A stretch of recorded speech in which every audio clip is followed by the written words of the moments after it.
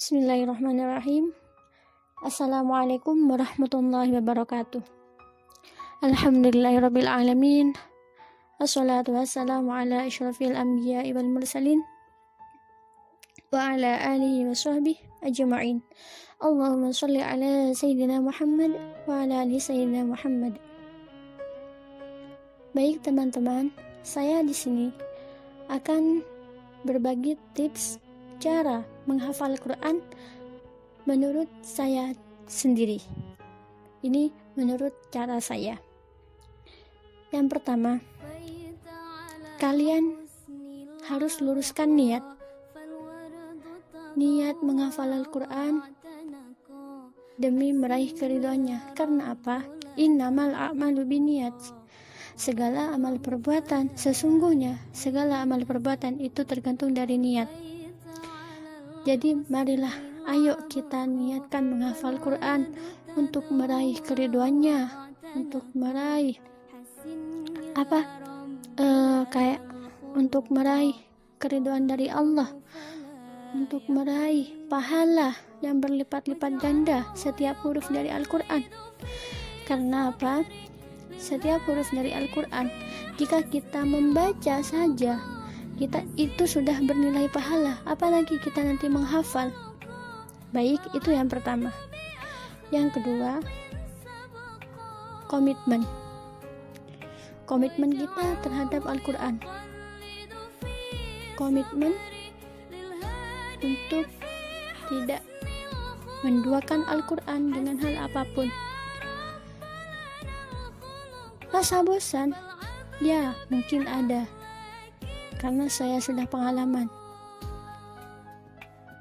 Itu sudah lumrah. Rasa bosan itu ada. Karena apa? Karena itu adalah ujian seseorang untuk berkomitmen terhadap hal apapun. Bukan cuma dalam menghafal Al-Quran, tidak. Baik itu dalam hubungan, bisa juga. Baik itu dalam komitmen belajar, apa sudah. Kalau kalian sudah merasa bosan atau dalam diri kalian terbenak, gak mau, aku mau nyerah, itu kalian sedang diuji. Dengan apa caranya? Apa solusinya? Kalian harus melawan itu. Kalian kembali ke niat awal kalian. Kalau kalian ingat niat awal kalian ingin menghafal Quran 30 juz sampai khatam, insya Allah kalian akan terus berkomitmen meskipun rasa bosan itu menghantui kalian. Oke? Yang ketiga, memotivasi diri. Maksudnya, memotivasi diri ini tidak jauh dari komitmen. Memotivasi diri dikala kalian sudah jenuh, dikala kalian sudah merasa bosan, dikala kalian sudah mau menyerah, mau cukup sampai di sini. Kalau kalian ingat pada niat kalian, ingat pada komitmen kalian, insya Allah akan kembali pada seperti semula. Saya dulu pernah pengalaman, sudah jauh, ada musibah, mesti ada ujian, mesti ada. Karena apa? Karena kita mau meraih ridhonya Allah. Tapi saya yakin saya bisa melewatinya, karena Allah sudah berfirman, la yukallifullahu nafsan illa wus'aha. Allah tidak akan membebankan sesuatu atau ujian pada hambanya di luar kemampuannya. Berarti saya diberikan cobaan seperti ini, berarti saya mampu melewatinya. Ya dengan apa?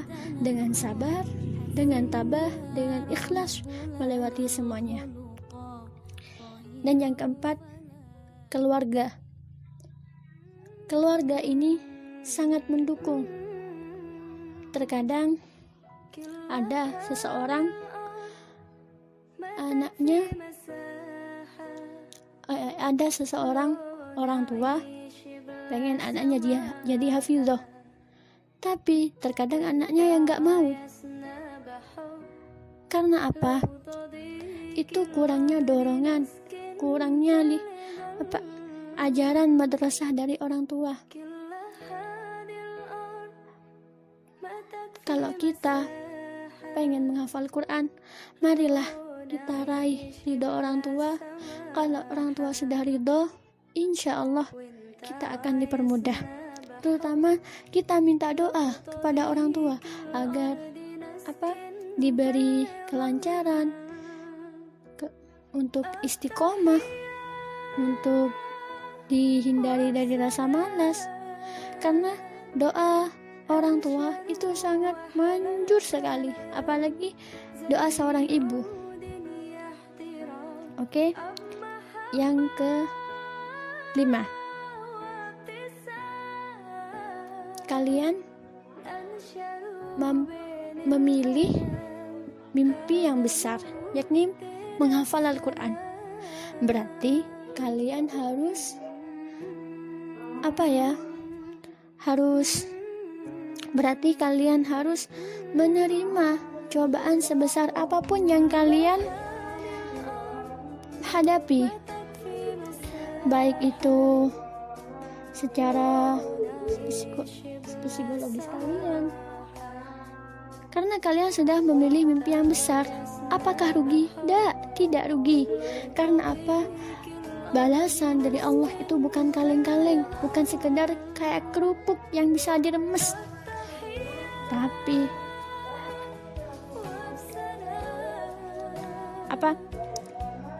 ganjaran dari Allah atau pahala dari Allah itu sangat besar. Makanya kenapa jaminannya adalah surga. Dan yang keenam adalah disiplin. Disiplin dengan waktu. Kalian harus mengutamakan Al-Quran. Misalnya, kalian sambil sekolah menghafal Al-Quran. Kalian jadi ibu rumah tangga. Kalian juga kuliah. Kalian juga pokok. Kalau kalian ingin disiplin dengan Al-Quran, intinya satu, lakukan semua hal dengan didasari Al-Quran. Mau kerja, ngaji dulu. Mau ke pasar, murojaah dulu. Mau ke sekolah, mau kuliah, murojaah dulu. Insya Allah akan ada keberkahan dalam kesehariannya kalian. Dan yang ketujuh adalah lingkungan Al-Quran. Lingkungan Al-Quran ini yang sangat mendukung dan yang sangat, misalnya di pesantren tahfidzul Quran itu sangat recommended bagi kalian-kalian yang mau menghafal Al-Quran. Jadi lingkungan Al-Quran ini sangat mendukung. Ketika kita murojaah, teman ikut murojaah. Kalian murojaah, teman kan ikut murojaah. Saling tasmi, saling nyimak. Kadang baca satu ayat, satu kaca. Bahkan ada juga yang satu juz. Juga ngadakan halaqah Al-Quran. Ya, seperti itulah. Dan yang ke-8, waktu terbaik. Waktu terbaik ini menurut saya setelah sholat tahajud, setelah subuh, di antara asar, setelah sholat asar maksudnya, terus setelah sholat maghrib. Itu menurut saya waktu-waktu mustajabah. Karena apa? Sudah terbukti, saya juga pernah pengalaman. Saya sholat tahajud, terus ngafal satu kaca, terus sudahnya subuh dilancarin lagi, terus sudah dilancarin disetor, terus siangnya terus sudahnya subuh buat setoran lagi, buat yang murojaah, baik murojaah atau nambah atau setoran nambah. Terus itu disetor waktu duhur, terus maghribnya juga menyempatkan baca Al-Quran juga. Intinya waktu terbaik antaranya maghrib dan isya dan setelah sholat subuh. Jangan sampai kalian ketinggalan untuk mengaji Al-Quran, untuk baca Al-Quran, untuk murojaah Al-Quran, untuk mentadaburi Al-Quran. Dan yang kesembilan, kalian harus banyak-banyak berdoa, minta perlindungan kepada Allah agar senantiasa diberi kemudahan dalam menghafal, banyak beristighfar dari segala dosa yang kita lakukan. Karena apa? Kekuatan hafalan kita tergantung pada maksiat kita. Jika hafalan kita lemah, maka maksiat kita mungkin dalam keseharian itu banyak. Maka dari itu perbanyaklah istighfar. Oke.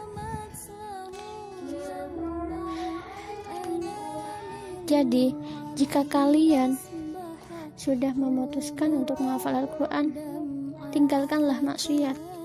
Karena apa? Wa nurullahi la yudalil asri. Dan cahaya Allah tidak akan diberikan, atau ilmunya Allah tidak akan diberikan kepada orang yang ahli maksiat.